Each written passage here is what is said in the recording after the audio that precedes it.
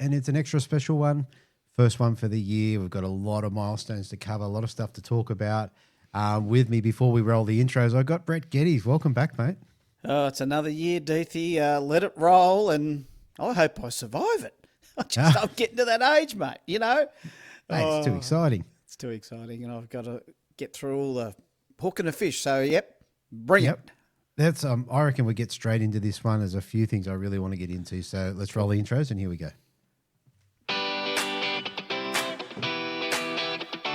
Welcome to the BREAM Fishing Project. This is where you need to be every Tuesday to find out all the latest tips and tricks to help you target bream on lures. You'll get to hear from some of Australia's elite bream competition anglers and see how they were able to achieve their results in competitions around the country. Now, here's your host, the 2019 Hobie Kayak Fishing World Champion, Andrew Deeth.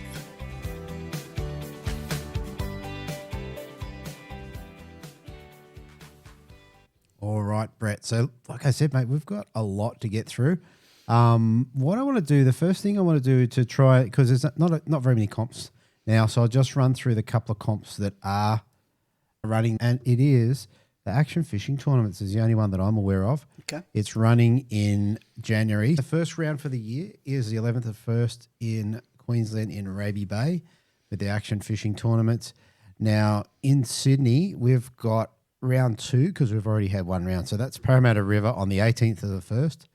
And on the same day up in the mid-north coast at Port Macquarie, they've got a round up there.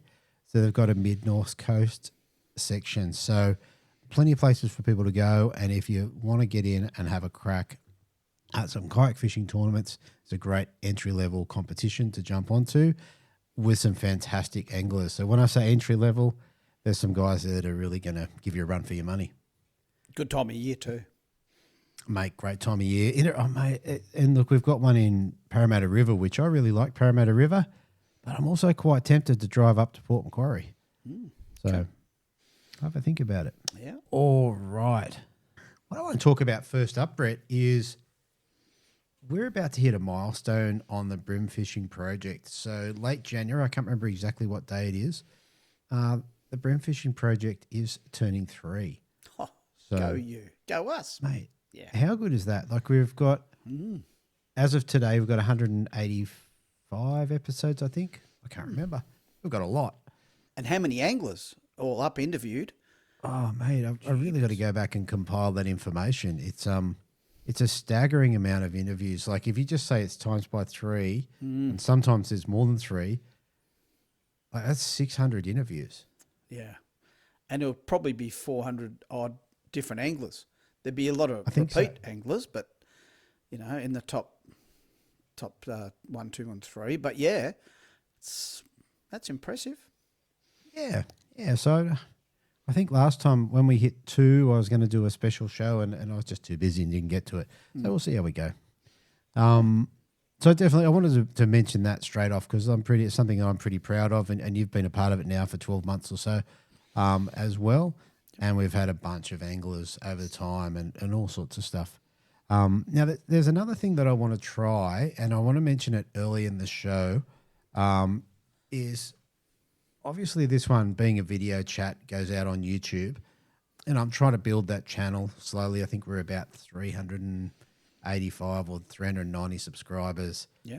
We're about 3,000 watch hours for the year, which you need 4,000 to be monetized. Okay. But I want to do an experiment, Brett. Nice.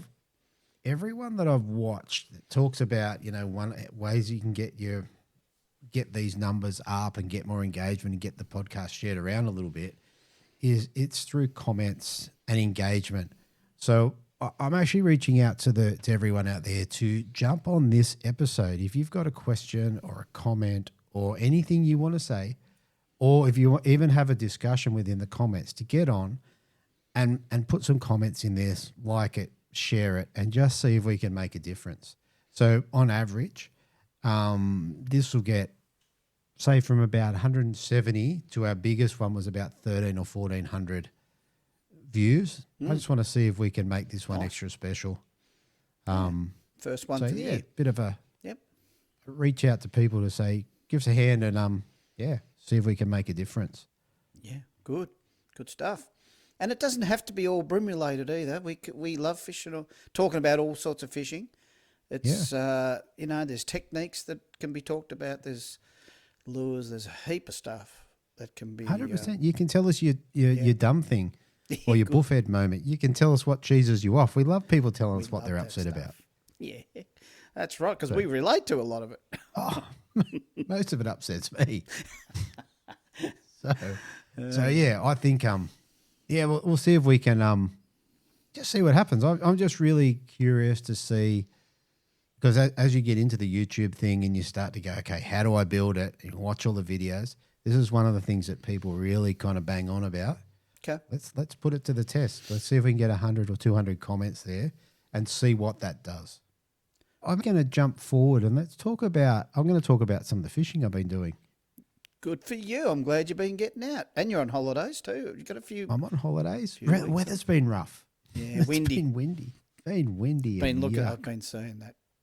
So, but I did get out today with Bradley Sissons of Hobie, and we did some filming. Took the cameras out. Cool. And the idea is to get through and did some bridge work. So I went into the Cooks River and focused on bridges with ActiveTarget. And caught a few bream. It was quite fun. Beautiful morning. And good weather this time. No wind, or was it okay? Very little wind. Right. Water temps all about normal, and you're comfortable. Okay. I was in a BREAM Fishing Project shirt and long pants, that's what I always fish in. Yeah, keep the sun off you. Keep the sun off. And you sounded fish, saw active fish, or bit cranky? 100%.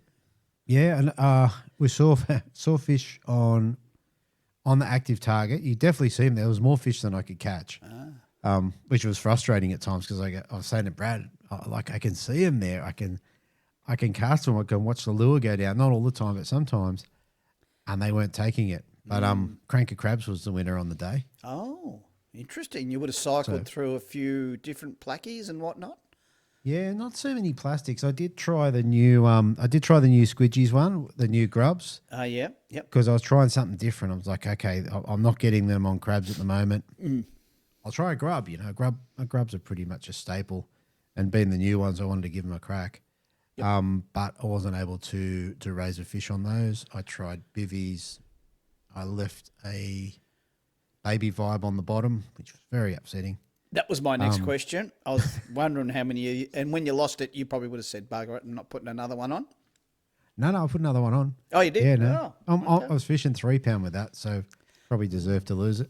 Gee, that's brave, 3 pound. Jeepers. Yeah, but see, yesterday I fished Tom Ugly's bridge and around and what have you, and I got a few nice bream off Tom Ugly's on the 3 pound. Yeah, okay. No snags down there much? No, there's heaps of snags, but I just didn't seem to get them. Okay. You know how sometimes you have days where every cast you go snags up, and then other days just nothing. This was a nothing day. And do you ever put double hooks on them? Just, you know how I love them, but I mean, it's an option if there's lots of snags. You don't go down that path? I have, but to be fair, Brett, I probably haven't persisted enough with it. I don't have the confidence in it. Fair enough. And over the last, you've heard the last few reports. There's been a lot of times where I haven't fished. Yep. And the last thing you want to do is do something that you might consider to have handicapped yourself. Yeah, fair call. Yeah, I don't mind that. That's fine. Yeah. So yeah, but that was quite good. The ActiveTarget. So yesterday's session was in preparation for today. Different system, but same sort of thing. I was down there and Stewie Dunn turned up, and I was showing him how it all works and what you can see.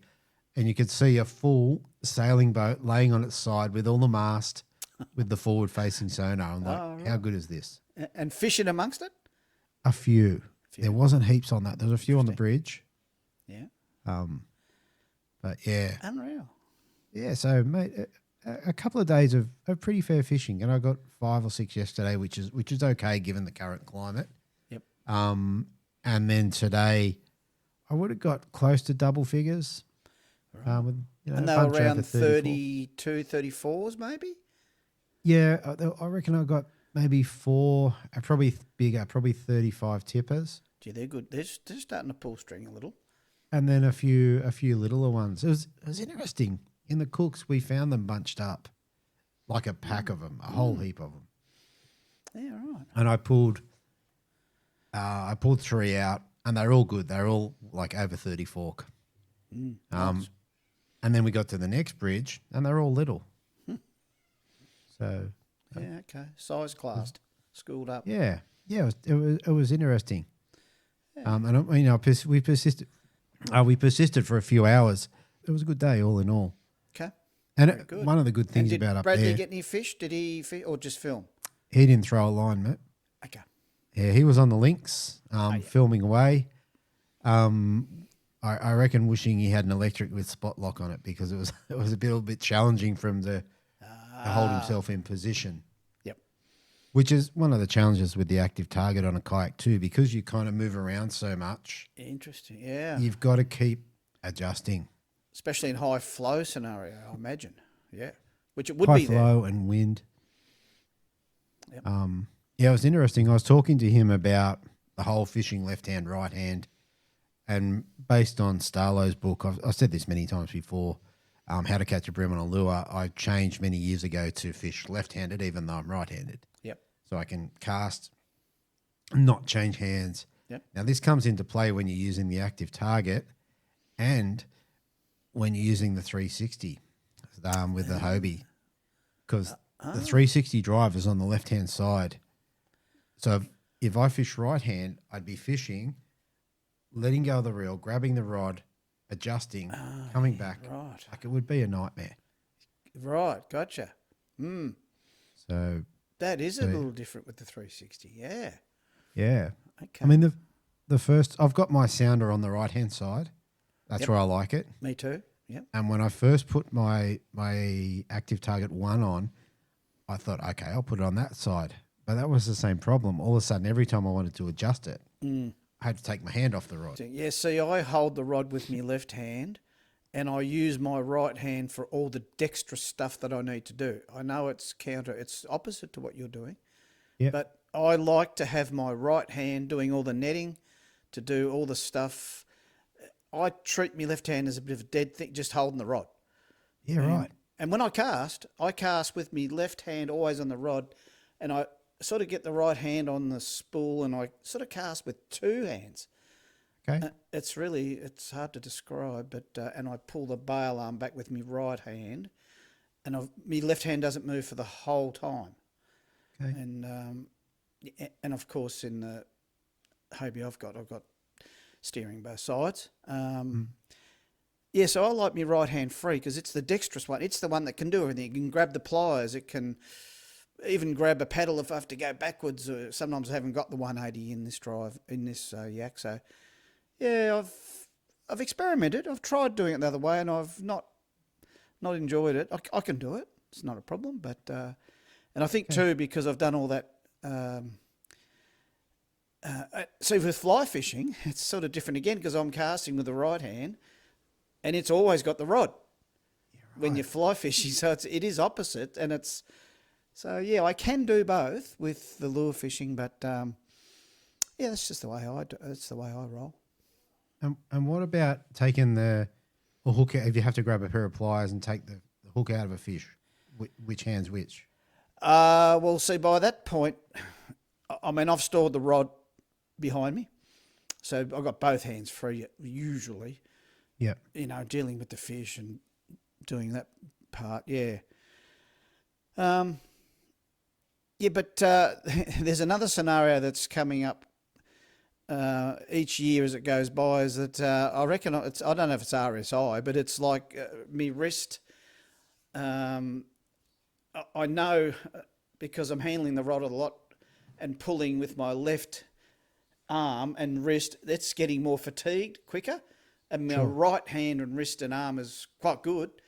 So I'm nearly at the stage I'm going to have to do it, maybe, or change halfway through the day. So, yeah, that time could be beckoning as age creeps in. Maybe. How many rods do you take out? I usually only take two. Two. So Yeah, you might have to have one rigged each way now. Yeah. Yeah, could do that. Yeah, well, yeah, I only take two. I should and could take 3 or 4. I know everyone else tends to. I'm about the only one I know, actually, that only takes 2 rods. How many you got on deck? 4. 4 is my normal. Okay. And you pre-rig them with all different stuff, naturally, to get them, so pick up rather I than... kind of just pull them out of the car, to be fair. Okay. Like, because they're in racks in the back of the car. So I just, like this morning, I had a baby vibe on already. I tied a crab on when we were out in the water. And then I just cycle through lures. I look through the back and go, what do I want to leave on and which one don't I want to use, and I'll swap it out. Okay. Yep. Well, see, the funny thing with me is that I'll use 2 lures for the whole day, sometimes one. I'm not one to go through all the lures. It's a very common thing with me. I'm very site specific. I'll go to one spot and I know what I'm doing, and that's what I'm using, and that's what I've used. What's been winning for me for year on year, on trip, and I tend to stay with that. But sometimes the fish tell you different, and you got to change. That's fine. So I'm not beyond changing. There's not saying otherwise. But I don't take heaps of tackle in me boxes and all that either. I've only got I've only got 2 or 3 little wee tackle boxes, and the only time I've beefed that up is when we're on the collective now doing the challenges, and I've made up different because you're making me do that. I'm making you do it. You're making me, man. I know. Because you sent me all these squidgies and I'm putting them in there, and and I'm thinking, I haven't thrown these for years, and it's been great. I've learned, and it's fantastic, and all driven by the collective and the challenge. So it's I think it's one of the interesting things. Like, the part of the challenge idea was to get people to focus on one lure, one type of lure. And I'm trying to think about. I think the guys in the collective should definitely do the challenges and focus on that. But I think they should actually spend, and I haven't told them this, but I think they should spend maybe 6 months on another lure. So maybe, okay, we're doing the squidgies challenge now, which was all the new squidgies. Yep. But I think guys should have another lure, whether it's a Cranka Crab or I'm with you. Atomic Crank 38 or what. It doesn't matter what it is, but they have another lure that they keep going back to as well over an extended period of time. Yeah. To try and you dial get that your in. confidence in hook and fish that way. For one, is what I find. But generally, I find if you stick to a lure long enough, you're going to make it work. You'll change things and you'll do things different. And sometimes it's a failure. You've got to be honest. Yeah. Sometimes you get given lures and I can't make them work. And I've struggled with the Cranka Crab, I'll tell you straight. Yeah. It's not my thing. I wish I could fish it better. I know it gets trucks. Yeah. But that's interesting. Yeah, okay. Yeah, and it's interesting. The Cranka Crab has been an iconic lure across competition fishing now for more than a decade. Oh, yeah. And it certainly took me a long time, although I used it very early on, it took me a long time to get on board, probably since we started the challenge back, I can't remember if it was late last year or early this year. But, yeah, once you start to dial that in, you start to get big fish, same as the mussels, whether it's a blue lip bait or a outback Bremer bait. Yeah. Yeah, well, Deethy, the muss was a ditto job for me, like Cranka Crab. However, once I got that muss sorted, it's a go-to now. I put that on with extreme confidence now. How funny is that? It's weak. And I do probably even less with that than I do with the crab, as in movement and, But it just gets the bites. It's pretty crazy. But it's seasonal. It's not the whole time round. Well, probably not. I'm not fully qualified to comment on that, but I've only really used them for not quite 2 years, 18 months maybe. So, but that's the exciting thing about lure fishing, isn't it? You're just always learning, Deethy. There's always something coming up. Yeah, no. And even today with the crab, I got all of my fish on the crab. Really? But I threw outback Bremer baits mussel, blue lip baits mussel, blue lip baits pygmy mussel, baby vibe, duo bivvy, Shimano grubs, Shimano bugs. I threw all those lures. I did lose a bug. I reckon a tailor took it. Oh, yeah. Like I didn't feel it was just felt tink and it was gone. Yeah, that's So, tailor. yeah. So there you go. So that was that. Actually, apart from one other session, I did fish with actually two other sessions really. I did fish with my mate's son the other night, and he incidentally owns my original Hobie kayak. So my first one. Yeah. I sold it to another mate, and then he now owns it. Well, at least that kayak knows where to go. It does, mate, and it's It will caught some take him. fish.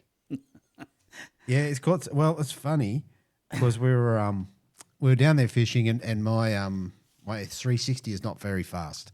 Yep. And I went out, and he was behind me, and I'm like, "Come on, we got about 10, 15 minutes paddle." Oh, yeah. And he couldn't keep up. And like he's fit. He's young. He's fit. Right. What is going on? Anyway, whole day he was kind of lagging behind. And I did catch, only got one legal brim on a black crank and a couple of little fish. We get back and he pulls his drive out and it's only got one fin on it.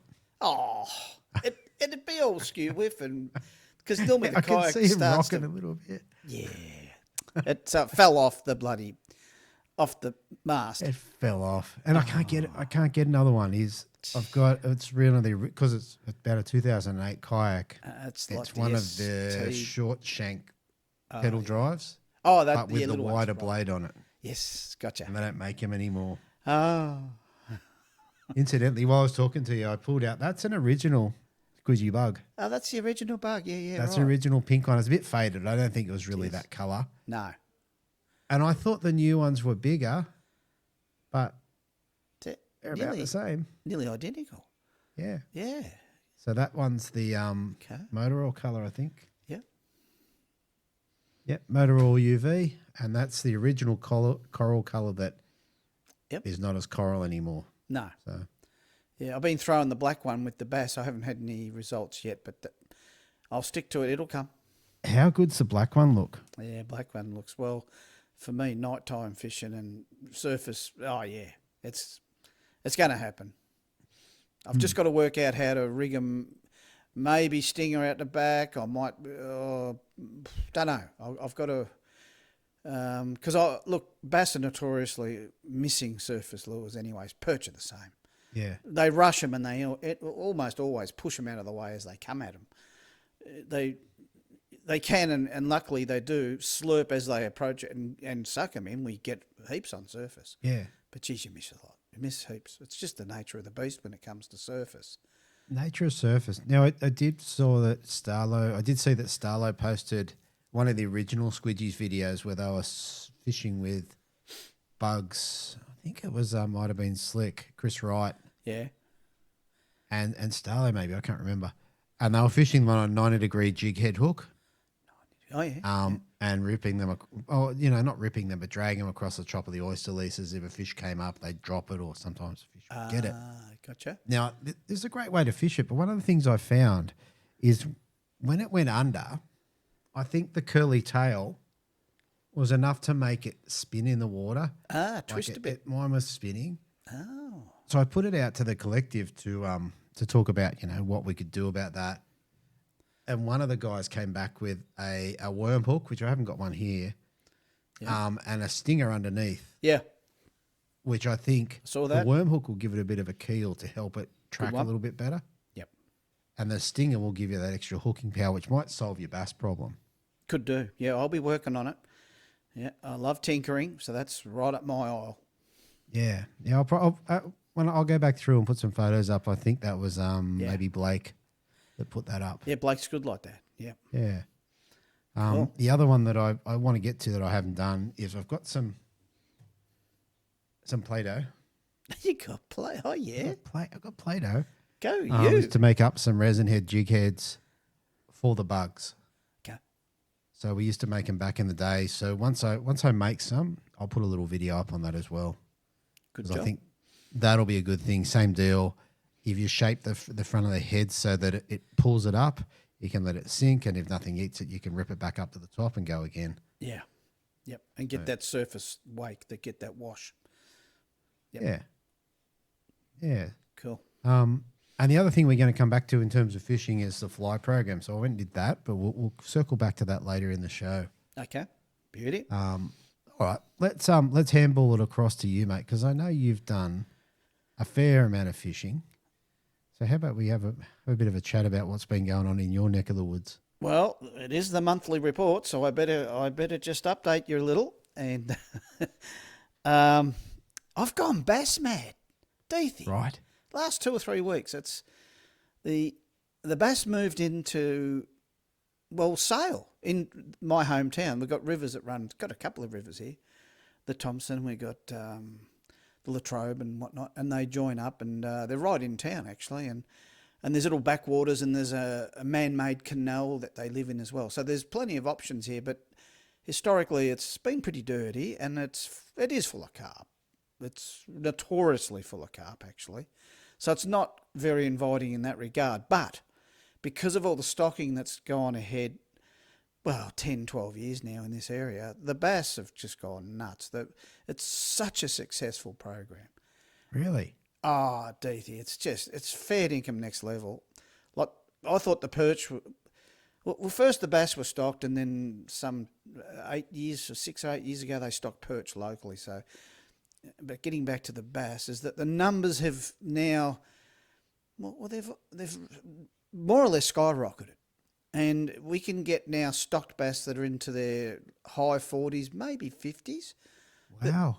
And there's always been a residual population there, but they've never done very well, and they've been very hard to target. And you'd get a few, but it wasn't a thing, basically. You could put a lot of time in, and you could get some big trucks, like early 50s and whatnot. But now they're just everywhere. So I'm catching a lot of 38 to 42 centimetre bass that I would imagine are 5 and 6 years old from those first stockings. Smaller ones as well, which I can tell have been recently stocked. And so how do I know they're stocked? If people are familiar with stocked impoundments, quite often you'll get fish that they're hatchery bred, because they get those like snub noses on them, and they have little deformities with them, and it's like trout that are stocked. You can just about pick them. Not always, but they get deformed fins in even small little advanced yearlings and whatnot in trout. They're quite distinctive when they grow bigger, because I've stocked a lot of dams with trout that are hatchery bred, and you can pick them, you can see them. Yeah, wow. Not in every case, but a lot of them. And so the bass and the perch I've been catching too, 100%, they've come out of a hatchery, and some are really weird Frankenstein-looking jobs. I've got photos of them actually. I should dig them out and send them to you, and maybe put them in. Like, I'm talking perch that are instead of being for their size, they should be, say, 40 centimetres. These things are like 30 centimetres, nearly completely round like a sunfish. They look bizarre. Yeah, wow. Yeah, and I've got 5 or 6 of them just this year just gone, and other mates that are fishing the same water have been getting them, and I've been getting a few bass in the last 2 or 3 weeks. Yeah, right. Not many of the bass, actually, but enough to tell me that they're the stockies. But just getting back to the sport of it all, is that I've had 7 trips. I reckon I've got 41 bass all up. Wow. Yeah, most of them surface. More than half, it'd be 3/4 surface. Yep. But just so close to home, and it's just a joy to have them on my doorstep. And they're such aggressive little buggers. And my best evenings are like 11, 12. But like sometimes 20 to 25 encounters, because you're missing them. I fished underneath. I've got a few I've got, I think, 3 on the squidgy grub, the new one, in the silver fox colour. I got 1 on a lobby.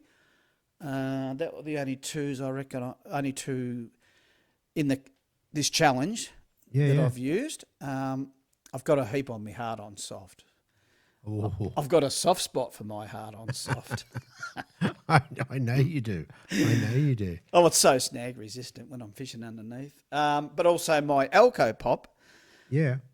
my surface homemade job though, that's been getting heaps on top. So, but Yeah, I've swapped right. over to the bug, trying to get them on the bug. Haven't got one yet. Haven't even had a bite yet, but that'll come. It was just a quiet night. And, Yeah, I was thinking the black. It has to be the go for night time, doesn't it? oh, I can't wait till I start getting them. I'll get them. reckon I you won't will stop too. until I do. Yeah, wow. That's- Wow. Now, question: have you got any bass on the little Mega Bass Nano that I sent you? I got one. You got one. One. Yes. Yep. Yep. The Did it Siglet. destroy I the got one. trebles? Did it destroy the W hook? No, it's quite a big hook. Yeah. Okay. Yeah, I've got. I just love the way it does that little bloop bloop bloop bloop bloop bloop. Just Yeah. chatters along, and I have thrown it more, but it's just been circumstantial. I haven't had the good nights when I've had it on. Yeah. It doesn't create a lot of wash and a lot of surface disturbance. The one, my Elco pop that I've made makes a big bloomp and big wash and big noise. Yeah. So if I have a lot of swirls and misses, I'll go back to that little lure. It's a classic. I love the colour too. Yeah. Yeah. No, it's a cool color, and I think you sent me a photo of your lures, at least a video, and I'll put some of those things up so people can have an idea about what we're talking about. Yeah, my lure's pretty ugly, but that's how I roll. Uglier the better. Me and Oh, mate, you reminded me. All right. So the other day, we just get a little bit off track. Yeah. We went and did the Daiwa Day, which was just into December, Yep. where we had the Daiwa Real Connections Day at Woolwich. And one of the things they had there, well, they had lure painting for the kids. Yeah. So, of course, I went and stole one of their blanks, a couple of their Beautiful. blanks. Yeah. Now, I was going to paint it up while we spoke, but I forgot about it. So what I need you to tell me, I need you to give me a colour scheme for it, Yeah. whether we do it now or later, All right. and I'll paint it up with nail polish because it needs to be ugly. Oh, mate, this is easy. I'm going to tell you right here and now. Okay. All Pink tell me nail what you're- polish with sparkle, with a sparkly finish. You might have flat pink only, but find something with a sparkle. You can get nail polish. It's just sparkly, and Yep. just paint two big fat black eyes on it, and Big put black eyes. two big black eye, and then put two double hooks on it, mate. And that's Geddes ugly. That's getting ugly. 101. I'll have to put a split ring because the eyes are around the wrong way. I'll have to put a split ring and then a W. Okay, yeah, gotcha. You should be able to twist that ring underneath. That should twist. You could turn that with pliers. I don't think it'd break. Okay, we'll give it a go. Yeah, We'll give it a go. If it breaks, it'll just have a W on the back. All right. Well, that's cool. That's There you an go. extra So it's a challenge. little Daiwa rolling crank. And when I say I stole it, they had them there to give away. Oh yeah, So, yeah. Grouse. so there, I got distracted. I got excited because I was going to paint that up while we spoke. I don't know that I've got pink. I might have to go to the nail polish store. Well, I don't know. What about your daughter? Might have some stashed away somewhere. Oh, Even at the chemist, they have chuck out jobs. I've been there and they've said, Brett, take these. We know you get nail polish. You never know. yeah, no. I think that'll be a bit of fun. So by the time I'll commit to doing this before I release this in about 5 or 6 days. Great. And I'll put a photo up just about now of the end result. And the idea is, it's got to not be pretty. Oh yeah, mate. It's got to be Geddes 101 ugly. It's the pretty ones go in the bin. Fair enough. Okay. Well, Carl, I saw Carl's beautiful lures, those 3-packet, beautiful packaging, and the Yes. finish on them. And that was a pack that you sent me to pass on to Beth and Leon. Yeah. And when I got them, I thought, I want to throw them. And then I looked at they're just so pretty. I'm not used to seeing such glorified, beautiful, just unreal. Great finish. Good on Carl. Yep. Great stuff. Yeah. That's it. No, he's done a great job on the IDK cranks. He's going to have a limited runs of those. But I did like, how good was that little packaging thing? It's almost you don't want to break him out of the packet. No, I would keep the packaging. But I put it on the wall. It's like a little display jobby. That's what I thought.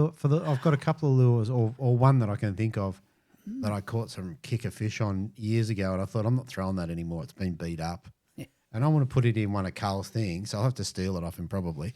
And just store it in that. I think that's a great way. Oh, memories, you know. So, yeah. Good stuff. How good is that? All right. So, mate, you've been bass fishing in the afternoon, evening. And a couple of early morning starts, 4:30. Oh, yuck. Yeah, it is a bit ugly for me too, don't worry. But it's been okay, but the evenings are a lot better. The morning is a real short, sharp window. It's about 40 minutes worth. And it's like full shutdown. Yeah, right. What I've discovered so far. The evening thing can start 7:30, like dark, full dark, say 9, bit after. They'll go from 7:30, about 8 onwards, and into the black. If I could see where I was, I've got good night vision. I've been a fly fisherman all those years in the dark, not a problem. But it's very specific snag undercuts, and it's not terribly easy. And once I found the moon got brighter, it was just over half moon. Yeah, it illuminated the snags and the water, but they didn't respond as good. Darker night, the better. So. Okay. But watch this space. I'll be working on them in the new moon and just see what happens. And that's been great. So the bass thing, I'm slowly getting the numbers up. And outside that, well, just today, as we approach, this is nearly the end of the year as we record this today. I had one last go at what I call the dino flats, the big duskies in the Gippy Lakes, and it was a bit tough. There was a huge amount of boats out there, 50, 60 boats in the area I was fishing. It was it was chaotic. 6 jet skis and a couple of kayaks even, so I was not confident. Yeah, it was. I know everyone would say, "Oh, get used to it, Brett." Like, you live in Sydney or you fish Port Phillip Bay. I get that, but I always fish these waters, and sometimes you'll go a couple of trips, don't see hardly anyone, if anyone. But anyway, it's holidays, and it's all good. And now I've just got to work harder, and I did. And I landed 4 big flathead, dropped another one. They were 65, a couple of 68s, and a 42. Yep. So they weren't the dino jobs into the 70s and 80s. Yeah. But I was happy with that. And using the Arc Genesis jig heads, which was good. Yep. Different plastics. And I got a few bream, got 5 bream as well, and that was on the Glimmer. Squidgy. On the Glimmer? On the Glimmer. First time I've thrown the Glimmer. Yeah, right. Yeah, and the brimming was slow. But I was cycling through a few. I wanted to catch things a bit differently and just have and I was sort of half targeting flathead as well, just downsizing, thinking I might get smaller flatties. So that was good. So that was today. That rounds my year out pretty good. Okay. Yeah. What colour Glimmer did you end up getting? I can't remember. I don't know that I've looked on the packet, but it's a very palish colour. I got it. That's more like it. And it's got the real UV tail on it. It's Yep. yeah. Okay. And the tails really glow in the water. Yeah. So crystal GI. Might have been. It might even be a little bit darker than I should have taken note, but that's all right. But I did trim the tail a little, thinking, well, I'm targeting bream. It might, and I saw Starlo did that. Yeah. And I was encouraged to do that via his Facebook thing, or it might have been on YouTube. But yeah, when I swam it next to me and looked at it and thought, oh yeah, that's a sexy little thing. I'll persist with it. Took a little while, but the brimming was slow. But then it went clunk. I actually watched the brim eat it. It was pretty cool. Okay. Yeah, I was actually retrieving, winding in to do another cast, and there was a flash behind. I thought, is that a clunk brim? And I watched him grab it. So that was it's pretty special. I liked it. So that was a first. And of course I persisted. I mean, you're not going to take it off. Just caught a fish. And the brimming was just a bit septic. Wasn't happening. Okay.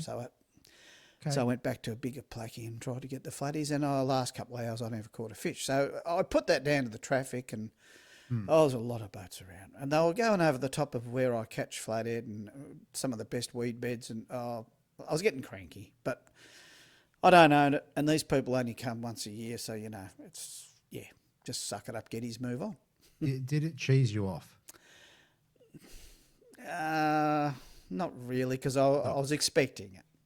Fair enough. I was prepared for it. I probably wasn't prepared for the 7 jet skis that were buzzing around, and you can't believe it. They come zooming in, wash all over me, like come up. Hey, you going, mate? You getting any? I'm thinking, thanks for that, mate.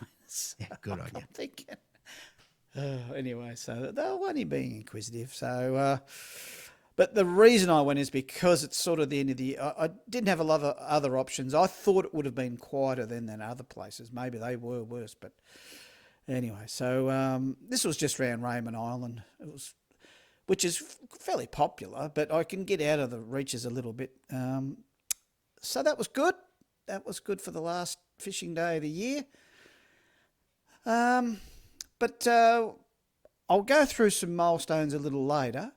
Yep. I reckon, are we going to launch into some of the sponsors and some of our team players that have come on board with this year, Deethy? And absolutely. I reckon it's time. All right. So look, we throughout the last 12 months in particular, and previous to that, we've had a bunch of sponsors that have either given us money, given us lures, all sorts of stuff. So I'm going to try to list these through and try not to forget anyone. So I'm going to start with Daiwa. They helped us out with the prawn challenge. So remember they sent us a whole bunch of those. Then your good mate Naughty. So he did a couple of things. He sent us a bunch of sprats and bits and pieces. Yep. Sprats. I can't remember exactly. And then with the crab, when we did the crabs challenge, he discounted all his crabs, which the guys really liked. The plastic crabs are underrated. Yeah. Naughty's crab. Definitely. And I still hear guys using them. I see it in the Discord chat. And of course, Marty Gitten's a Burley pro. So he sent me a bunch of stuff, including Tasline, which I've been running for a couple of months now, which I really like. Really white line, which I think white's sometimes very cool. Lawrence, they've sorted me out with the ActiveTarget 2, which has been a game changer in terms of particularly structure fishing. So good. Obviously, Hobie have been great supporters throughout. You've got Lovick Kayak Fishing. So Lovick, apart from sponsoring the episodes through advertisements, he also sent us all of his bay boots, which was very cool. Fantastic. That was a great offer, that. Oh, 5 pairs, 100%. $100 each. Come on. And even that, the fact that he made those bay boots, so good. Yeah.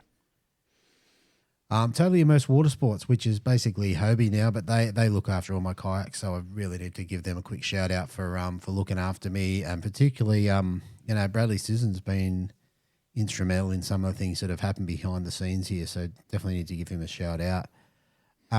ABT Fishing, ABT tournaments. So Steve Morgan has sponsored all the ABT comps, so that's why they come out fast.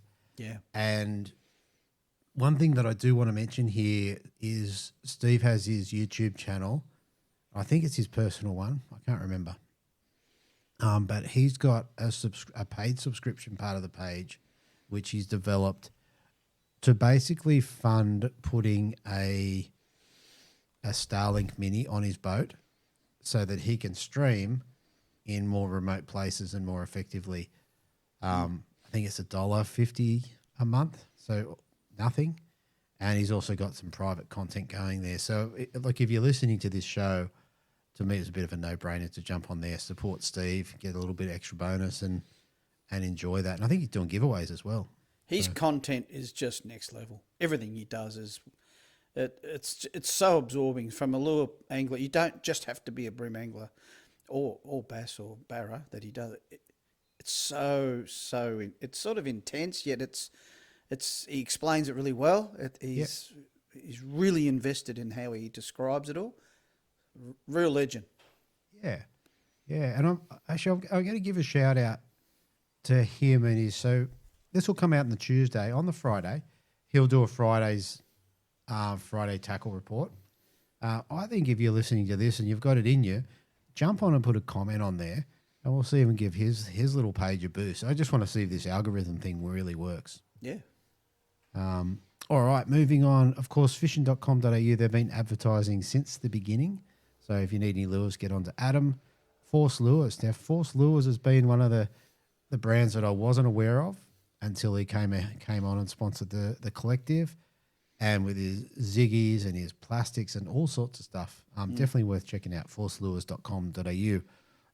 Squidgies. So Squidgies Shimano, they jumped on and have currently sponsored our current round of collective challenges. So what that means is they've given one of each grub, glimmer, Lobby, and bugs to the collective members that sort of reached out for them. And as a challenge, we're trying to work out how to dial these lures in. So big shout out to Squidgies and Shimano for that. Gladiator, they gave us some SL remixes back in the start of the year, which was, I can't remember which challenge it was, but the prawn challenge, because I used to cut them down and use them as prawns, the same as the lobbies. Pro Lure, they were part of that challenge as well with both the hybrid shrimp and the clone prawn. Yep. So they supplied a whole bunch of those. Outback Brim Baits, so Callum does the mussels, so they've been a game changer for a lot of our anglers. I still get comments about people using those after doing the challenge and making them a go-to, like we discussed before. So, and then Blue Lip Baits, so Joey's mussels. So he has the pygmy mussel, which has been absolutely outstanding in West Oz. I know it's been used by a bunch of guys in the eastern states to good effect as well. It's up with one of my favourites. Oh, that was a game changer for me. When I fished with Leon once, I just whoa! Or was it the micro? Oh, the pygmy's the little one. The micro's the next one up, I think. Oh, is the that more okay? standard size one with just a single treble on the back. Yep, that's the one. Yep, okay. Yeah. So, and I think there's a couple of different brands there, obviously, but they sometimes they have different places. So it's definitely worth getting across both brands if you're into mussels. Of course, Arc Genesis. So this was your baby. So maybe you want to give a shout out to Lee with that. Oh yeah, look, when I first when this first popped up, it was just on a Sookbook. I saw something come up and I looked at it and thought, oh, Arc Genesis, and the offer was that just send an email and he's going to send you a trial packet. And I thought, oh, that's cool. Hey, lead free, right? Let's do that. No worries whatsoever. So I made contact and he got back to me straight away in an email and said, I'll send you through a packet. And I said, no worries. And I thought, well, maybe I can ramp this up a little bit more. And I got back to Lee and said to him, hey, mate, this is my background. This is Deethy's background. This is what we do. Can you help us and we'll help you? Do you fancy maybe we ramp things up a little? And what are you thinking? I didn't make any real mentions of doing anything. But he just come straight forward and said, oh, how about I send you some product and you share it with the collective and your members and all that. Well, has he come to the party with that? He has really gone, above and beyond. And then I did more homework on the product, lead-free Arc Genesis, and the Eco-Rillium. It's the alloy that he's made with tungsten. It's not all tungsten. He's created it. Anyway, long story short, Steve Starling was heavily involved. I didn't know that at the time. Yeah. And I believe he's had a hand in designing a little too. And so I've embraced them, and he sent me a heap of stuff to look at and trial, and I know you have too. I've got a package. So, and he's helped others out in the collective. Yep. And he's got a discount thing going for the BREAM Fishing Project, which is you just got to punch that in, BFP, and you get your discount.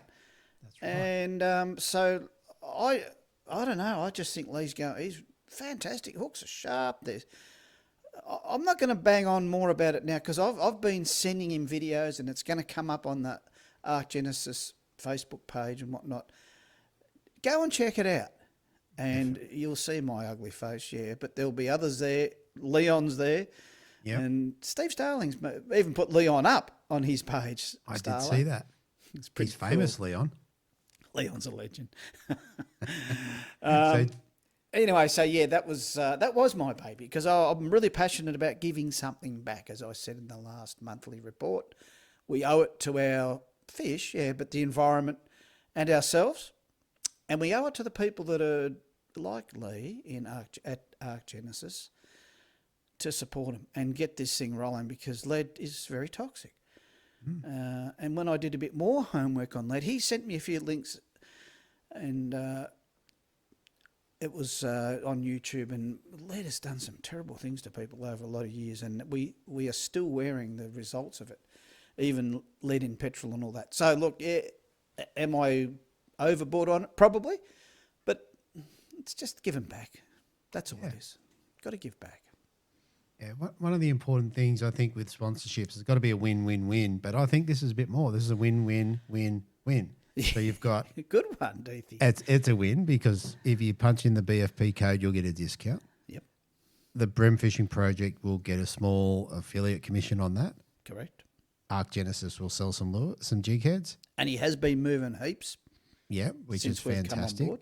Great. And it's better for the environment. So you got 4 wins. Oh, and the fish.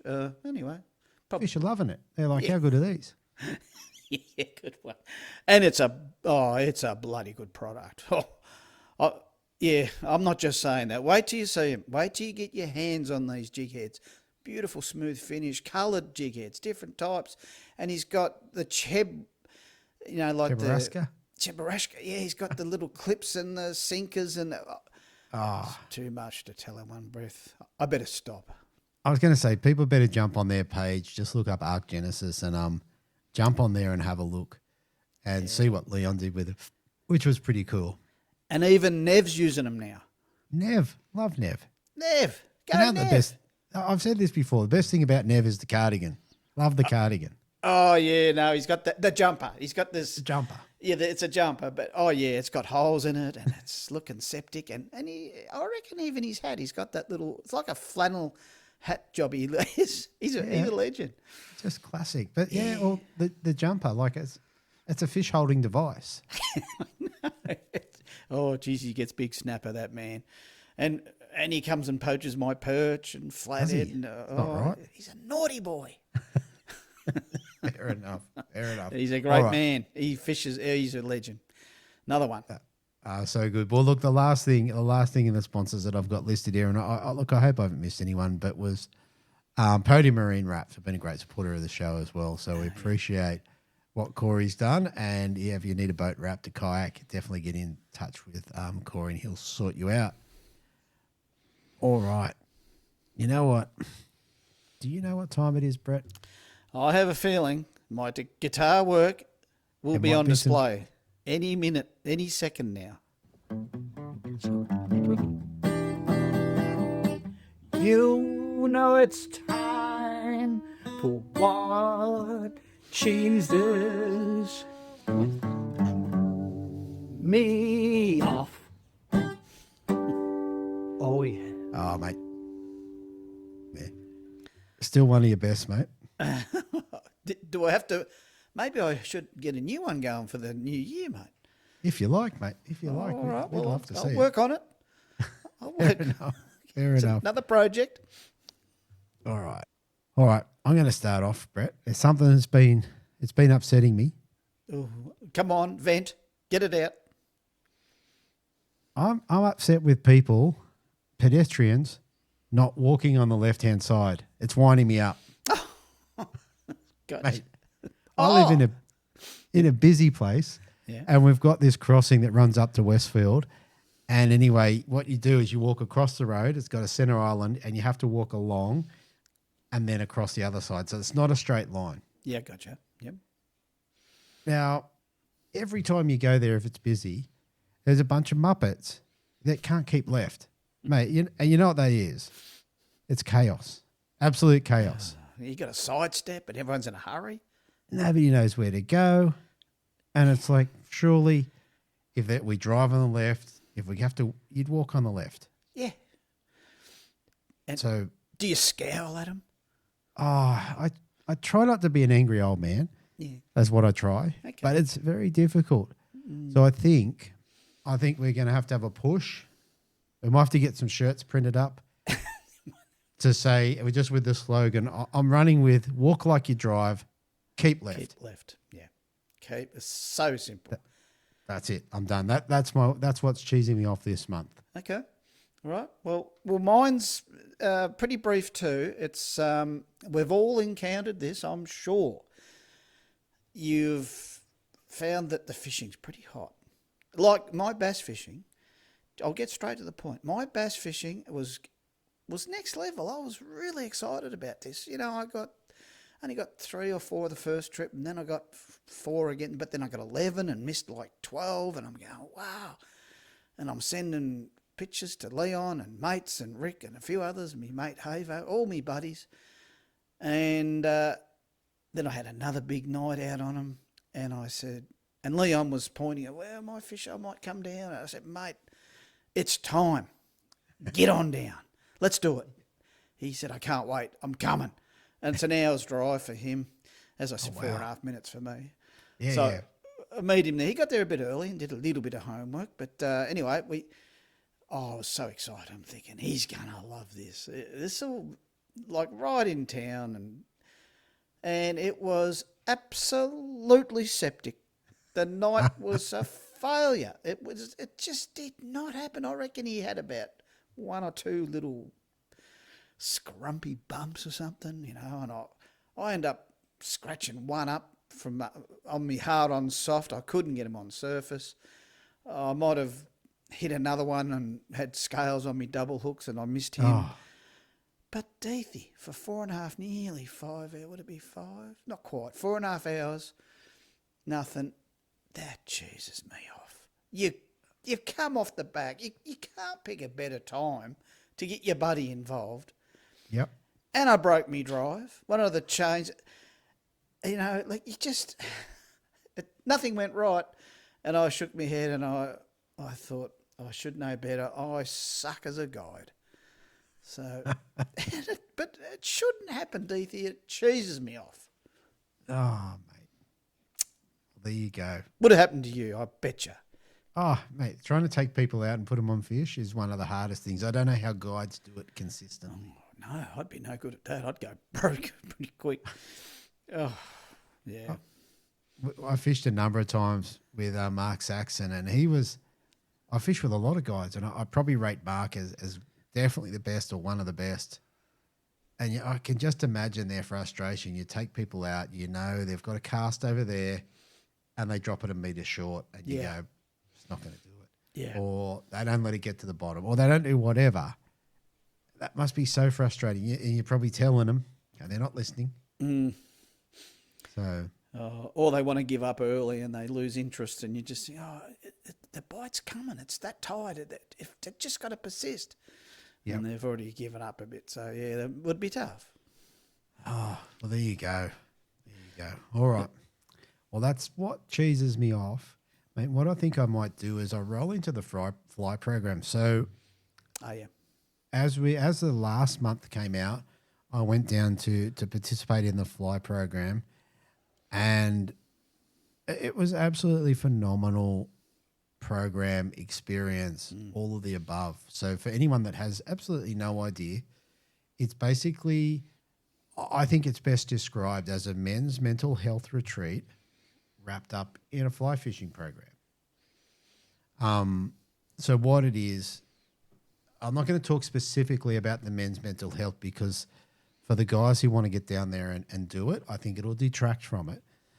But it's basically a bunch of men coming together and guided through, I guess, a course, as well as fly fishing, getting out in amongst nature, down in the snowy mountains. So, mate, I can't tell you how exciting it was, like absolutely phenomenal.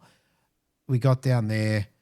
The first day they said, okay, it's snowing up the top. So this is December 1 we started. Oh, that was bad luck, that was. It was incredible. Well, it added to it. It turned out good. Yeah. So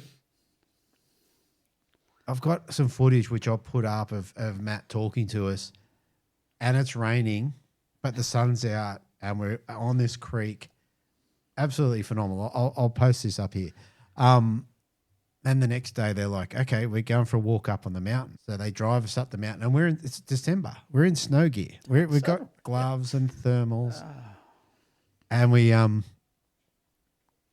drive up the top and we walk up through the snow, and they talk about, the things that they spoke about, and there's icicles coming down off the trees in December, and then we're driving back down the mountain, and they had two-way radios. There's 3 cars. They're like, who wants to go for a swim? Who wants to go in the river? And like, it's between the road and the river is snow. Yeah. Anyway, we get the call back. Our car says everyone wants to go. So, right, okay, we're all going. And I said, you bunch of guys. Anyway, so we all stripped off to our undies, ran across the snow and jumped in the creek. Did the nudie run? Did almost nudie run. Yeah. So, yeah, look, that was just one of the things that happened. Then we went out and we lit fires with a flint, and we did all sorts of stuff. Like I said, I don't want to get into it too much. Yeah. But I would say I'm really passionate about it. It's a course that's designed to help men. So it's a men's course with mental health situations. But I want to stress that you don't have to be in a crisis situation to attend this. This is part of it. You can be at a moment where you go, I really need a break. But you can go there to just give yourself the tools and the mental toolbox. So when you do come across an issue, you have some way of managing it. Yeah. And in line with that, I won't go on about it anymore. I just think it was really good. I really enjoyed it. It was a one in a lifetime, maybe not one in a lifetime, but it was an experience that I'd not had before. I met a great bunch of guys, and we all got on, which was so kind of weird. We didn't know each other, yet we all bonded really well. We cooked food and we did all this stuff. So I've set up a fundraiser because this thing runs on fundraising, and we've set up a goal to reach $2,800, which will be 2 candidates by the time we record next month. So when we record next month, I will I'll tell you how we're going, just see if we hit that. Yeah, good. I've called it the Fly Program, More Than Fishing. So that's the name of the fundraising program. And I'll put all the links below. And anyone feels inclined, a little bit, a lot, it's up to you. Just every little bit counts. If we can get to $2,800, 2 guys go that can't afford it. Like I could afford to go. I think we said before that I paid my way. Yeah. But some people can't. So we want to help those guys get there and get the support they need. So can't say enough about it. Very good. Great thing. Yeah. So yeah, the only thing I am excited about too is I can do the thing now. Good. So I want to go and catch a bream on a fly. Yeah, that'd be cool. Yeah, good one, mate. Well, every year I do a little wrap up and I send all my tallies round to mates. A couple others do it too. We're keeping diaries now, so we swap and exchange our tallies for the year on certain species. But I keep a diary going flat out. Always have. I update it about once a week, sometimes every second week. But anyway, this year has gone past, and I can go through some of the figures here. Well, estuary perch have been my big one for this year. Once again, they've been close to home. And I've stacked up 1,958 perch, Deethy, for the year, which I'm pretty chuffed about. There haven't been many big trucky ones. Nearly all of them, in fact, have been under 40, between 36 to 40, because I've been fishing specifically locally. And I did a couple of trips down south, and I got them to high 40s. I might have even got a 50 or 51. I did, actually. I got a couple of 50s. So that brings me grand total since October 2000, when I first started doing the diaries. That's 25 years worth. So that brings me up to 19,750 perch that I've released, or caught and released. The bream this year were 1,368, so I'm pretty happy with that. That tally's right up there. Incidentally, the highest ever I got for a year on perch was 2013, so I was not far off reaching that this year. Just couldn't quite get there. I have caught over 2,500 bream in a year, so I'm a little bit down on that for a PB.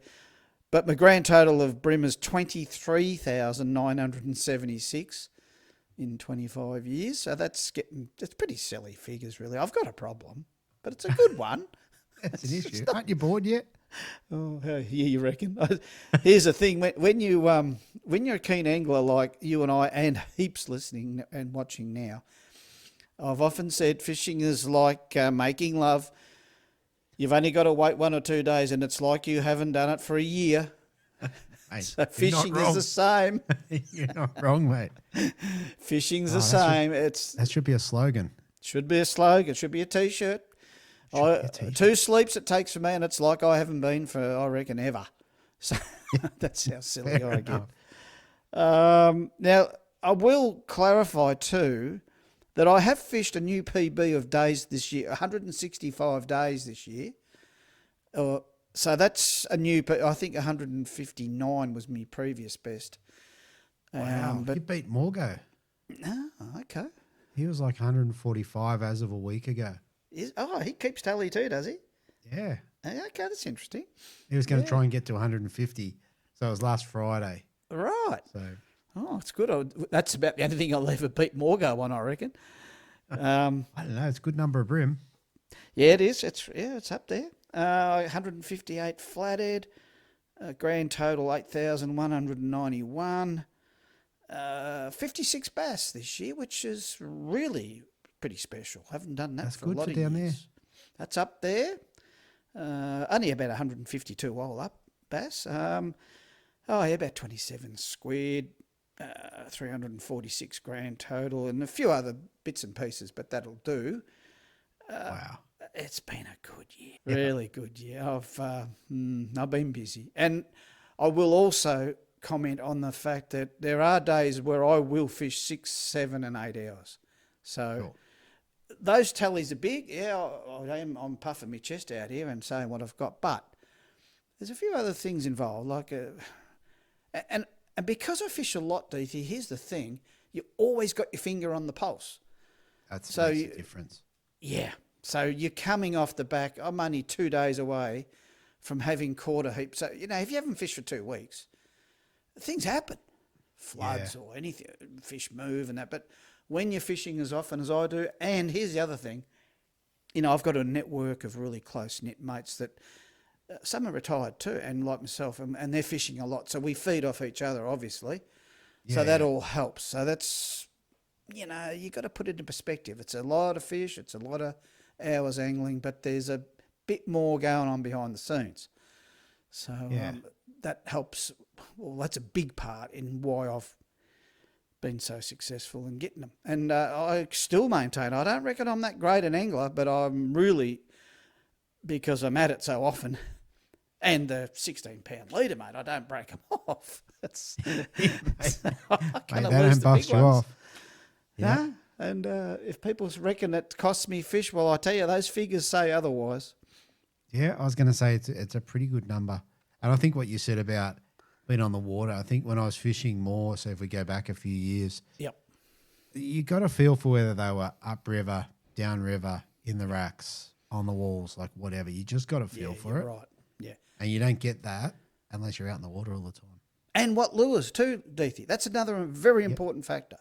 What lures are working at what time? That's a huge one. It really is. And the other thing is that you've got the confidence. You've only 2 days. It's pretty rare I fish every day. I like to break it up a bit now because even me, being as mental as I am on fishing, I still, it is overkill. There are times I'm driving off thinking, what am I doing today? Why am I going again? And it's usually I do that when the weather's so good and I know there's 3 days coming up that are septic, and I just go, I'm going to have to go today, even though I've fished the last 2. But I find I lose a lot of, it's not interest. I just get a bit flat, and it's so rude to say that. Oh, I've got another 30 bream today, But you'd still like to challenge yourself. You still like to have. You don't want it to be like mullet fishing and just keep on keeping on, keep hooking them or catching salmon. But I challenge myself within that, and that's a part of the reason why I love making lures and experimenting with stuff, and just different colours and techniques too. I believe that you've got to try and it broadens your horizons. So.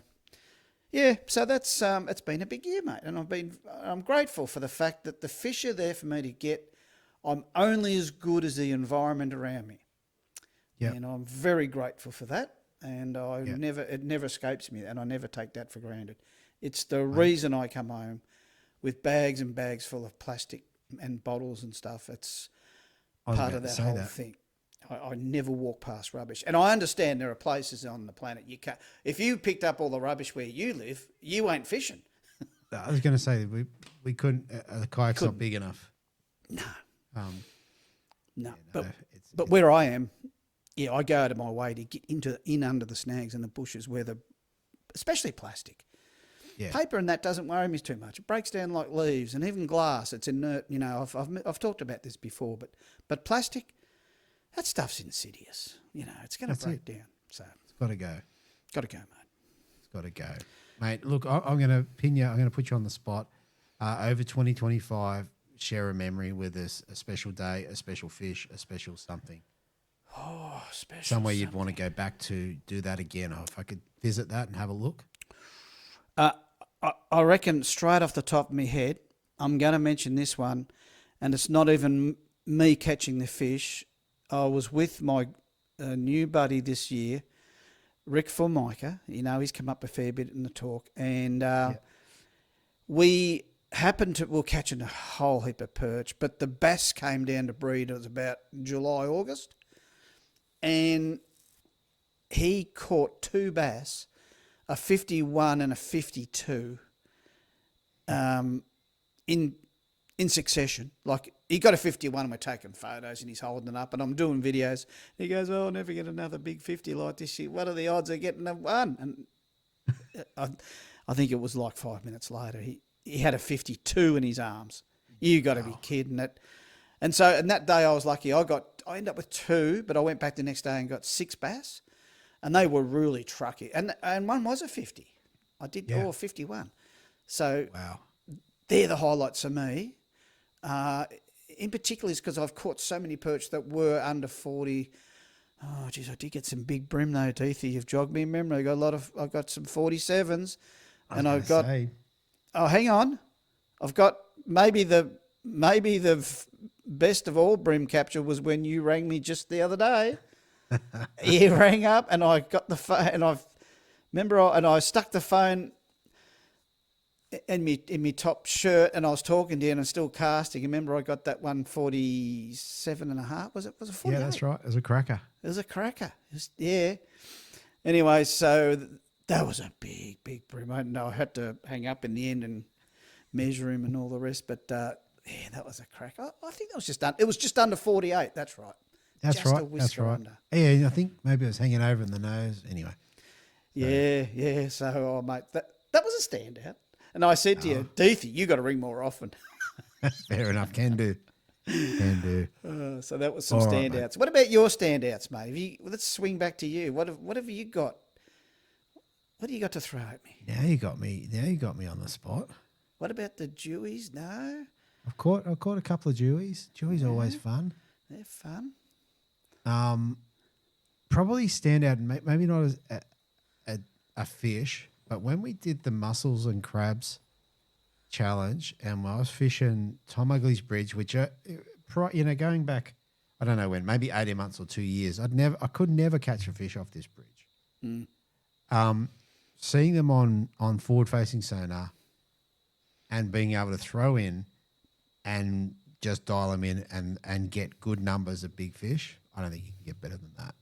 So, and even doing it on 3 pound, I did have a session there where I fished 3 pound with baby vibes on this gnarly old bridge, and everything I hooked came out. Yeah, right. Cool. So, I mean, And that's was pretty 3 funny. pound leader, not 3 pound right through. No, 3 pounds straight through. Oh, straight through. Straight through. Straight through. Right. Yeah, so. That's interesting. Okay. And is it like even yesterday when I caught them, same place, I was like, they're just not going very hard. Like they were just a bit doughy. And I think it's just because there's not much pull against them. They just kind of go with it till they get to the top and then it's all over. Yeah, right. So, yeah, I think that's probably where I'd go back and visit again. Those sessions on the bridges, catching bunches of fish on really light gear. Yeah. And then the next time just going there and just being destroyed every second cast. So, Yeah. Good one. there you go. All right, right. mate. Let's move on, mate. I think we're going to move on. We're going to talk about the buffheads, mate. There has been a few buffheads. Oh, yeah. And I went through the what I'll do is I went through the collective because we have a little thing there on buffheads, and there was a theme. There's a theme of sunglasses. Oh, yeah, yeah. So, all right. So we're going to start with Leon. So Leon had a pair of tonics sitting on his fishing desk. So he's done this day and he's doing rigging and he does lots of tinkering and stuff. Anyway, apparently the desk got all feral. And on bin night, he just pushed it all into the bin. 2 days later, goes to grab his sunnies and looks at the desk, it's clean and it's gone. Oops. What a buffhead. What So a buffhead. He what needs a spinning. buffhead. And they're $200 or $300 worth, aren't they? I'd expect so. Expect so. Oh, Leon. Oh, You need to spin so up. here we go. This is for Leon. Spin him up. Come on. Go, Leon. I'm going to go for Nufty. Ah, look at Leon. You meathead. Yeah, big meathead. You meathead. All right, and we'll move on to the next victim of sunglasses issues. So James Tran. So James is one of our good collective members. I'm not going to say anything about him being late all the time. I've heard this so many times. I love it. He's late. Anyway, this one's for James. So he was at the Hobie Georges River round this year. Day one, he's got his Costas, so these are expensive, but good They're sunnies. not cheap. Sitting in the pocket of his rain jacket, he lifts his kayak to get the wheels off, and here's a crack. Snaps them clean in half. Goes back to the car, grabs a spare pair of cheap sunnies, comes back, lifts the kayak again. Here's another crack.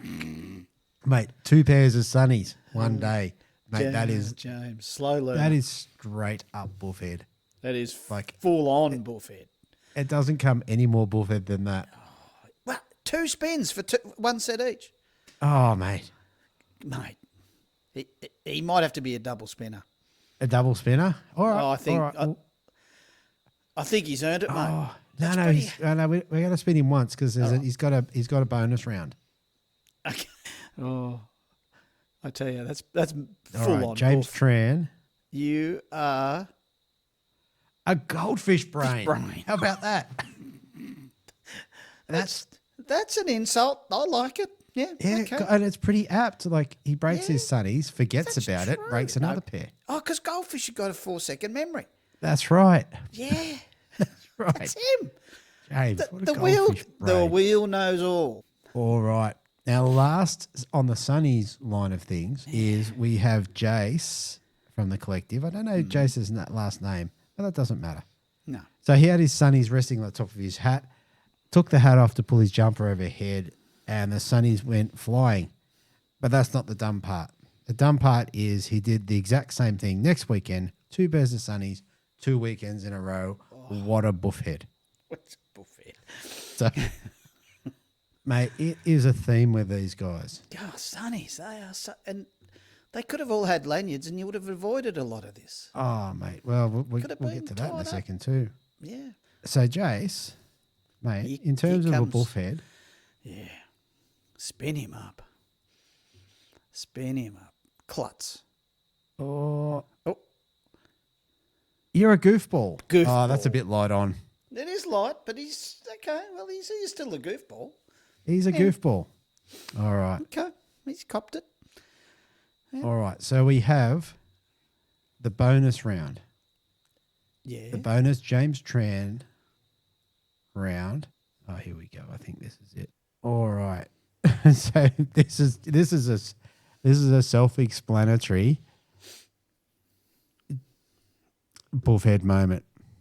Okay. All right. Can you see that? You should be able to hear it. Here we go.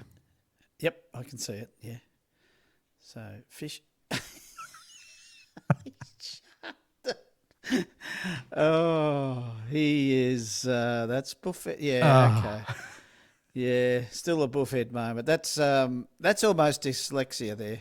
That's a Oh, thing. how good was that for a Buffhead moment, mate? Oh, especially being recorded. You get I mean, it extra was funny. points. Extra points. And that's why when you said about lanyards, I was like, oh, okay, we'll come back to that. Okay, well, that's very apt. Mm. All right, for the second spin for James. What was he before? He was a meathead. Yeah. Meathead? No, Or was he he was a goldfish, goofball? wasn't he? Oh, goldfish brain. Yeah. All right, well, let's see if we can get something a little bit more derogatory. Yeah, he's earned it. He's a dill. A dill. Oh, That's- well, yeah, it's tame, but it's apt. Yeah, he's a dill. All right, well, there you go. Now, do you have a Buffhead moment? Oh, mate, you're going to have to spin me up on this one. This one's Okay, cost do I me... spin you up before or after? Oh, let me explain first. Let me go through the slow... Oh, I'll make it quick because it's painful. It's cost me $600 if I was to replace all the gear. It's not good. So I'm out at Eagle Point Bay, which you have heard a lot about in the Gippsland rounds of the comp fishing because there have been a few comps one down that way. So I thought I'd better go have a little suck-see and try and emulate what Mitch and Scotty have been up to and others. And so Tony Petty says, we're going. And I said, Okay. sounds good. And me good buddy Anthony Havo joined us. And so there was three of us out there having a bit of fun. And we were doing it tough. And Ben Hodgkins, by the way, joined us. So there was actually four of us out there. Right. And Tony and Ben were the stars of the day. They were stacking them. I got 5 or so in the end. But the day started off beautiful and calm and exploring and looking. It was all good. And then the easterly wind got up and we thought, well, this is when the fish are really going to bite. And they sort of did. And anyway, I was a fair way off from the launch and I wanted to catch up and talk to Ben for a little while. So I was riding the waves that were pushing me along and they were getting up because it was like, 2-foot rollers. They were really lifting up. It was a real steady, probably 25 to 30k easterly in the end. Mm-hmm. And it was a little ugly. And so anyway, I was getting pushed along and that was the good part. I didn't have to battle the waves and I was sort of surfing them and the kayak lifted up and then went down a little dip and we store our paddle on the side of the kayak and I had it so rather than the blade up and down in front of the nose, it was that way. And so that when the kayak dipped down into a bit of water, the paddle actually dropped down and the water pushed down on the paddle so it dived down the front part and the back part lifted up. Oh. If you can sort of picture all this. And so as the back of the paddle lifted up, it's picked up my rod in the rod holder that I stored just behind me, picked it up, flipped it up into the air, and this is a nitro vapor rod, and they're about 450 clams a pop. And it had a bloody good lure on it too, and near new line. Oh. And it had an Akuma reel on it. So, I mean, all up at least $600 plus some. And up in the air it went, and I watched it hit the water, and I'm thinking, I don't know if I can, because I had to double back. Yeah, in the chop. I'm barreling along, and so I had the presence of mind. I just had eaten orange, so I threw the peel out to give me a little bit of bearing, at least a line of sight, if you like, so that by the time I turned around, I'd had the presence also of mind to say, well, the orange peel's come down, so I took a line and went back and it was only 3 and 4 foot of water. 20 minutes later, I says, I'm going to get spun up here. This is going to be a Boofhead moment. You're going to lose them all.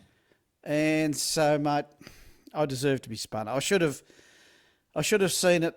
It's happened before, not losing a rod, but the paddle goes down and it can flip up out of the air and it can do all sorts of... I should have been onto that. So, mate, Boofhead, So I say spin me up. I've earned one.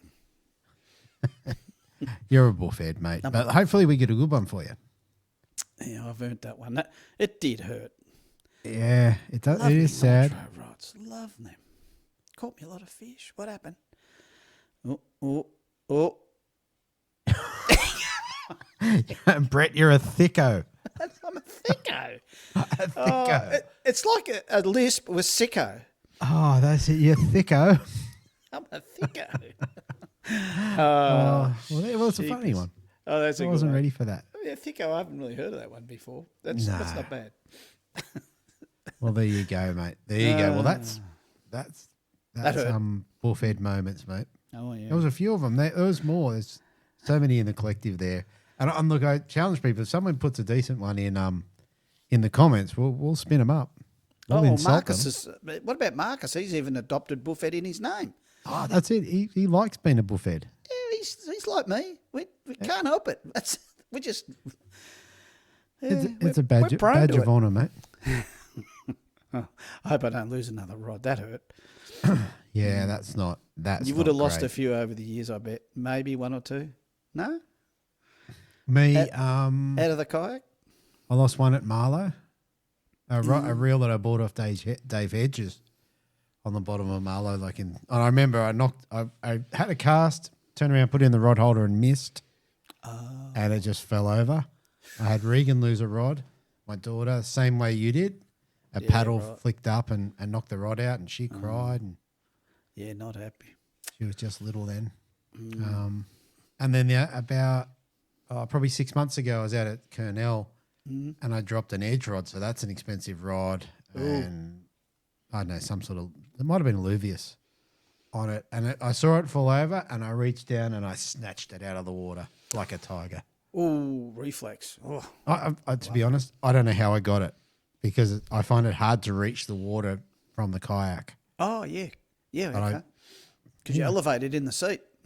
Yeah, we were quite high up in the PA. So Yeah. there you go. I only want to quickly reinforce a quick mention to a few of the sponsors. I know you've done this, and I won't harp on here, but I want to make this a personal little thanks to my good buddy Naughty. There's one for sure.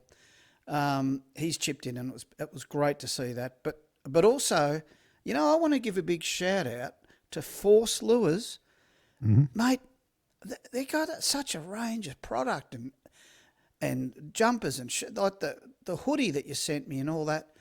But the baby vibe too, I love it. I've got 2 of them now and I can't wait to use them. And those little things, they all add up. And the hardware on the hard bodies and the soft plastic, it's full range. It's actually full on. So Force Lures, that's a ripper. And again, Scott Lovick, what he did with the bay boots, well, I actually rang him, Deethy. I don't know if I told you.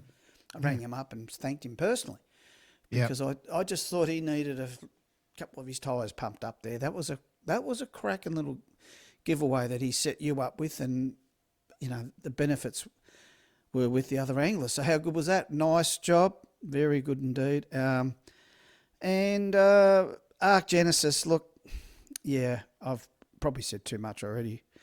But I will continue to keep batting for this great product, and I look forward to actually fishing more with the jig heads that he sent me, and it's a whole range of stuff too, this hooks. But as I said, get on there, watch me videos. I've been sending a few through, and but that'll do.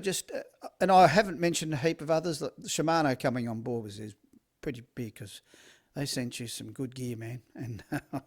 Yeah. It was very generous, and so that's been a great thing too. So it's just nice, Deethy, that we get involved with this stuff, and that they find it important to get us involved 100%. and donate and support you and ads and whatnot. So it's a feather in your cap in particular, mate. You're becoming the brim man, all right. Well, you already are there. You are the brim man, and I'm really grateful to be part of it.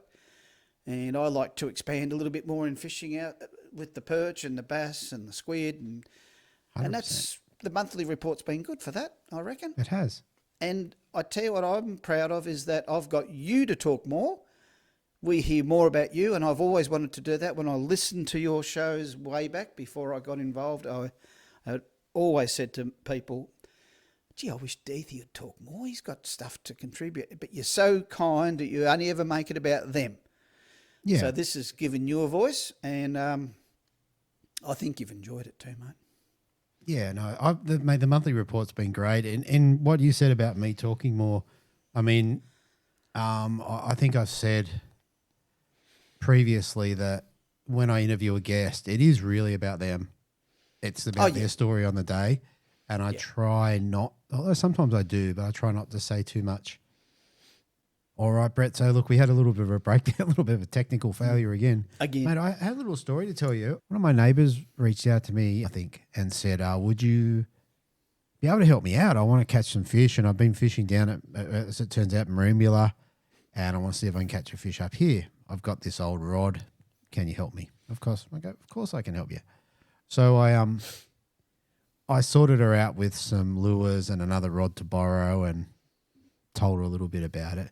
But what my dilemma was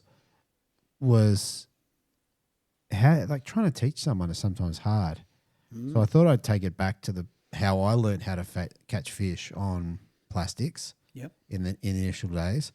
And what happened was, for whatever reason, I decided I was going to go and try and catch a fish on a lure. And I went round to the local tackle shop, which I think was down at Tarrant Point. Anyway, and the guy said, well, why don't you just try a flathead? We'll give you these soft plastics. And they were these generic soft plastics back then. Yeah. A 3/8 jig head. Heavy. And we'll get you some braid, some fire line, and set me all up. And off I toddled. Sent me down to San Susie. And, mate, I was once I decide to do things, I often just, it's in my brain. I have to do it. Yeah. So, mate, it was sideways rain. I'm going out to catch my first fish. Oh, that's keen. And I'm walking through the water in the rain, casting out into the deep, going, oh, yeah, whatever. Anyway, I caught a flathead. First go. First Time, caught a flathead. And that was my first fish on a lure. Was down at San Susie about 25 years ago, I think. Wow. Maybe 27 years. Not quite sure. I can't remember. Okay. No photos because we didn't have decent phones in our pockets back then. Fair call. And it started from there. So I figured I would set her up, and I sent her down there. I haven't heard back. I assume she didn't catch anything because I didn't get a message, but hopefully she can get onto a flathead or four. You could have started something big. You never know. There you go. You might be interviewing her one day. Oh, it'd be so good. We always need young people in the sport. Good job. All right, mate. One of the things you want, there was something you want to speak about, so I might hand it back over to you. Oh, yeah. Look, I mentioned the highlights throughout my year and my tallies and all that stuff. And I had one little low light. In fact, it was a rather significant one. And that was losing Dad. And time heals all wounds. And I'm it's probably not correct in saying that I've moved on, but what I'm finding is I just have relapses every now and again, especially because I'm fishing, and it brings back, I get quirky little smiles. I know I probably don't even know I'm doing it, but I have to stop and think, I'm thinking about how he would love what I just did, and so that's a nice thing. So it's not bogging me down, and there's been a few moments where I've teared up, and mainly when I've been gardening, and I think about what he did. He was such a good veggie. He grew veggies like 10 men. He was incredible. So, and I've always I've loved me growing me veggies. That's probably my main hobby outside of fishing. Probably equal the veggies and the fishing, but. Anyway, I wanted just to acknowledge that is that as the time marches on, I'm getting I get a little bit emotional at times, but it's I think that's a great thing in that it's the memories are strong, and I want to keep it like that. And if it means a little tear now and again, well, I don't give a stuff. I reckon that's a good thing. But I think so too. yeah. So that's all. It was just an important milestone throughout the year. I wasn't sure how I was going to get through it and how I think about it, but I just let it flow. And I know he'd be happy with that, because if I got bogged down and got really messed up with it, he would not be happy. What would he say to you? If he saw you getting bogged down, what do you reckon he'd say? Oh, mate, he wouldn't say anything. He just kicked me straight up the butt. And he'd say, well, that's stupid. What is he was pretty gruff. He was a nasty cat. If you did something real, he was not happy. He would often, he'd often call me all sorts of names, and I won't repeat them. But he was a real hard taskmaster. But at the same time, he loved you enough to care to do it. See, it's an important thing that people say, oh, that's nasty, that's no good. But he actually cared. Because when you don't care, you just go, oh, that's dumb. And you move on. Oh, no, he was trying to help you and just said, he'd smack you across the head, all sorts of sometimes in jest and sometimes making a bit of a joke of it. But I think he's happy with what's going on. He's happy with that. Yeah. And I haven't broken stride with me fishing. I haven't missed a day or an hour. So it's good. He was big on that, because he used to go fishing Christmas Day. Pretty selfish, and he just said, "No, bugger, I want to go. I'm going." And he used to head off fly fishing just nearly every Christmas, just after lunch. Gone straight to Yukonbean. Wow. So it was that was tough love. That was a bit tough, but anyway. Yeah. So all right, that was my low light for the year. Did you have a low light, mate? Anything that stands out? Yeah, I'm trying to think of one that I can share. We're not going to have to spin the wheel again, are we? Oh, yeah. You know what? There is a couple of lowlights, but not something that I can share publicly. What I would say about what you just said is that's going to resonate with a lot of guys and girls. Like in the audience here, there's a good bunch of people around our age, plus and minus. Yeah. And we're all going through that sort of period. Yes. And yeah, I'm glad you said that. It's good because a lot of people are feeling this. So, and it was nice for people to reach out within the fishing community too, just to check in on how I'm going. And I want to say a special thanks to Beth, because she was checking in on me just every now and again, and I was fine. But that made me feel even better. And it's only little wee things like that really count. So, and I've told her as much. But so hopefully she hears this too. Good job, Beth. Yeah, I hope so. I'm sure she will.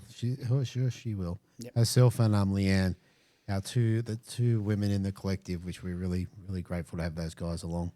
For sure. Yes. All right, mate. Listen, to wrap up and start the new year, I want to talk a little bit about goals, as I think I've spoken previously about this. So with the new year coming, what I want to do is encourage people to set some goals, maybe not a massive one, maybe just something intentional. From a fishing point of view, it might be, we spoke about this earlier, dialing in one lure, one technique, or one type of structure, and really go about learning that properly. Like from a fishing point of view, I think that'll help people. I mean, that may not be it for you. It's all about, it's a new year. It's a chance to hit refresh and start again. One of the things that's really helped me, and I have spoken about this before, is I take a photo, except in comps, of every legal fish I catch. So they're usually not a good photo. It's just a record. So I can tell at the end of the day, I can go, okay, I know I caught 12 legals. I know I caught 4. I know I caught 27. Yeah. Good one. So yeah, something that I'd encourage people to do. With health, myself, I've got a few things obviously to take care of. This year needs to be a focus on health, whether that's just walking a little bit more, drinking a bit more water, getting better sleep, and spending less time scrolling. gotta get off that. I think it's really hurting us as a people. I agree with that. Money goals. It doesn't always have to be about getting rich, but definitely maybe trying to create some systems for yourself to, and I'm certainly not the guy to talk to about that, but look into it, create some systems to try and get your money situation sorted, because it doesn't go away if you don't sort it out. And the last thing in terms of goals, this comes back to the fly program, like a mental toolbox to help you, because from time to time, doesn't matter the guy, girl, child, adult, you're going to need to have a toolbox to get you through some tough times, because we're definitely going to face them. And definitely the fry program is a great way to have a look at that for the guys. Yeah. So yeah, just a couple of thoughts I thought I'd share at the end of the show we lead into 2026. So that last thing I want to end on is just saying thank you to you, Brett, for jumping on. Thanks, mate. Being part of the collective. I love your work, mate. I have a ball doing it, and let me just say to all those out there that I just get on this end and blabber into this and talk silly things, and you do all the cleaning up and the editing and the posting, and I just walk away. And I'm very indebted to you, mate. So thank you for looking after me. If I had to do all that, I'd be probably handballing it. I'd be too busy fishing. But no, thanks, mate. Thanks for doing all that. Well, you know what? It is, out of all the shows we do, the monthly report gets the most listens and views. So there you go. There you go. We're doing something right. We're doing something Brand right. new year. With that, mate, I'm going to roll the outros and I'm going to talk to you next month for February. Tight lines, my good buddy. Same to you. Thanks for listening. Hopefully you were informed, inspired and entertained. If you were able to learn something or just enjoyed listening, please consider subscribing and rate us on your favourite podcasting platform.